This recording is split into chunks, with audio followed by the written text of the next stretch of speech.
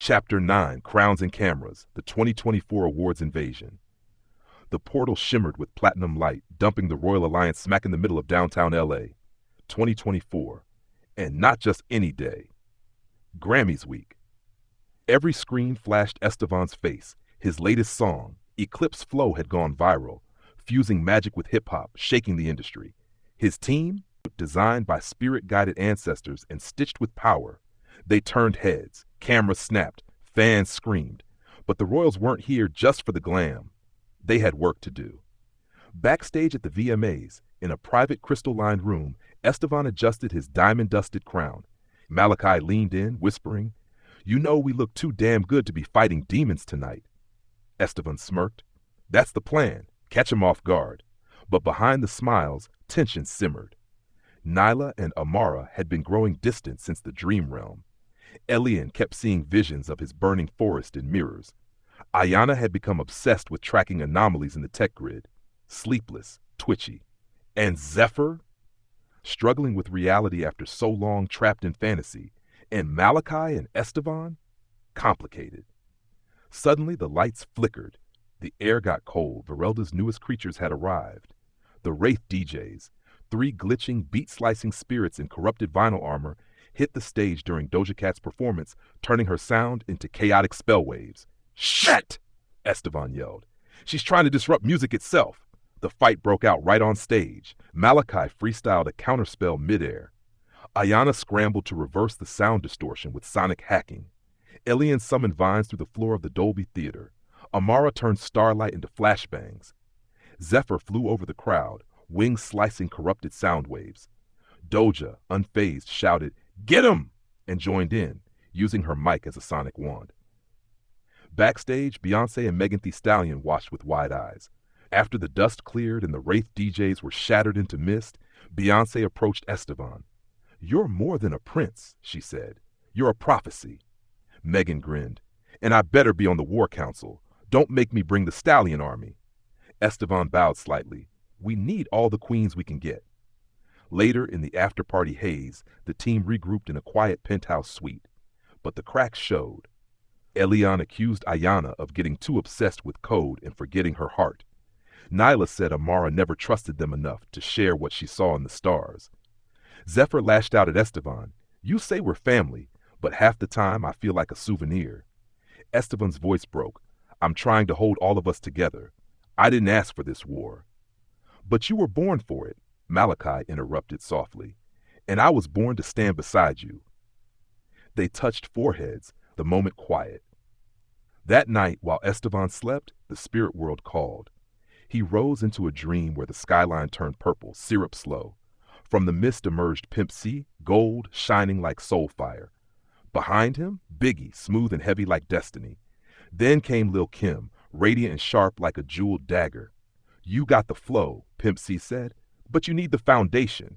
Don't lose your roots trying to carry the stars." Biggie nodded. "You got a team? Then lead 'em, but love 'em too. Don't let the crown weigh more than your heart." Lil Kim winked. "Baby, you were born a legend, so act like one. And when you see Verelda again, remind her that darkness never scared the ones born in it." The spirits faded. Estevan woke up in tears and resolve. Chapter 10. Roots and Reckonings, the return to the Lynn's realm. The portal this time opened to verdant skies and lush canopies. A lion's home, the verdant howl, a hidden realm where wolves ruled and the trees whispered ancient truths. The land was off balance. The once harmonious forest was weeping sap tears. The river had reversed, and strange bark-skinned beasts, twisted versions of sacred wolves, prowled the edges of sacred ground. Verelda's influence had reached even here. As the team landed, a lion grew quiet. "I didn't just leave home," he finally said. "I ran from it. I was next in line to lead the wildkin, until I kissed the wrong prince and challenged the elders." Estevan raised a brow. "Who was the prince?" Elian looked away, toward Malachi. Malachi froze. Estevan's chest tightened. "Wait, you too?" Elian nodded. "But before you ever showed up with all your light and your songs and your royal speeches, he was my secret." Malachi stepped back. "Elian, that was years ago." "But you never told him," Elian snapped. Estevan blinked, hurt flickering beneath his cool. "Damn, so I'm the last one to know?" Ayana, watching from the treetops, whispered to Nyla, "This is getting ugly." But the trees didn't wait for emotions to settle. Varelda's corruption surged. The twisted wolves attacked. The Alliance sprang into action, but their unity was cracked. Elian tried to command the wild spirits. They resisted him. "You left us," the spirits growled. "You let love make you forget your blood." He fell to his knees.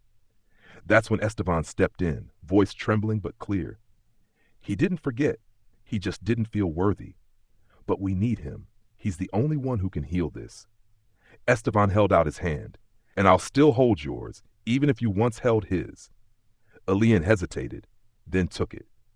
Their joined energy formed a spell that summoned the true wolf, the ancient guardian of the realm. The corrupted wolves howled, then bowed. The land breathed again, but peace was fleeting. Back at camp, the women had their own firestorm.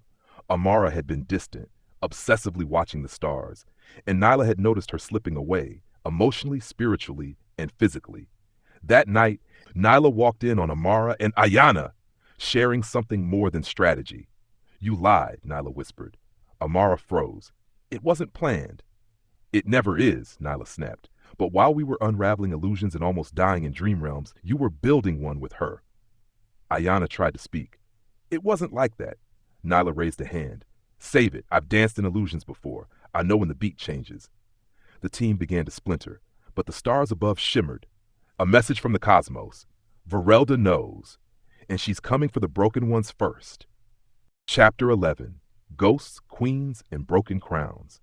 The Alliance, still rattled from Elian's realm and the loveline fractures, gathered beneath the blood moon at the edge of the Veil River, where the spirit realm was thin enough to touch. Estevan stepped forward, dressed in midnight silk stitched with ancestral sigils. He dropped 3 rose quartz stones into the water. The current froze. The wind stopped. A low hum filled the air, and then Lil Kim appeared in a blaze of cosmic pink and gold, dripping diamonds and raw wisdom. She was flanked by Biggie, who walked like time bowed to him, leaned against a glowing slab of aura stone. Lil Kim walked right up to Estevan. "You came late." Biggie's voice rumbled like storm bass. "Varelda is moving, fast, and there's a shadow among you." Estevan flinched. "A traitor?" Pimp C nodded. "Not born evil, but broken enough to bend." Kim stepped closer, her eyes glowing violet. "But before you start pointing fingers, you need to understand her." The air cracked. The spirit realm peeled back. And Varelda's story began. Once, she was called Verena, a celestial child born in the ancient glass kingdom that floated between time and dimension. Her mother was a seer, her father a time weaver. And Verena? She was powerful, too powerful. She could walk through dreams, bend starlight, even pause grief in someone's heart. The people praised her but feared her too. When she was 16, war came to her kingdom. A cosmic empire invaded, stealing the sacred time crystals to control all futures. Verena fought back. She tore through dimensions to save her people, but they betrayed her. The council blamed her power for attracting the enemy. Her parents were killed, her magic sealed away, and she was exiled into a dead dimension, a cold, floating void of silence. She screamed for years. Her tears turned into weapons, her dreams twisted into curses. She learned to feed on fear because hope had abandoned her. She found broken creatures like herself, made them hers. And when she finally tore her way back into time, she no longer remembered love. She only remembered loss. Back in the spirit realm, the vision faded. The team stood stunned. "She's not just evil," Amara whispered. "She's pain incarnate." Lil Kim nodded. "Doesn't mean she shouldn't be stopped, but you better not underestimate her heart." Biggie added, "She still wants something, and if you figure out what that is before the final fight, maybe you don't just win. Maybe you change everything." Estevan's voice was quiet. "What if that's why she's scared of me? Because I remind her of what she used to be." Pimp C grinned. "Now you catching on." As the spirit guides began to fade, Lil Kim turned back one last time. "Watch your team, baby. Love is power, but it's also how empires fall." Chapter 12. Amara's awakening. After her harrowing escape from the siren's trap, Princess Amara is left shaken, not just by the near-death experience, but by a growing sense of disconnection from the royal mission. As the group makes camp in the desolate desert of broken echoes, Amara begins hearing ancient whispers in the wind, voices from the ancestors of her golden bloodline. They guide her to a hidden temple beneath the sand, where she discovers her true lineage stretches beyond the seven kingdoms. Within the temple, Amara experiences a vision, a future where she leads her own realm, independent and empowered. That night, she confides in Estevan, revealing her decision to leave the royal team. While the others rest, she disappears into the moonlight, beginning a new quest of her own. Now alone, Amara travels deep into the mystical lands of Sohara, following the pull of an ancient prophecy connected to her golden eyes and celestial markings.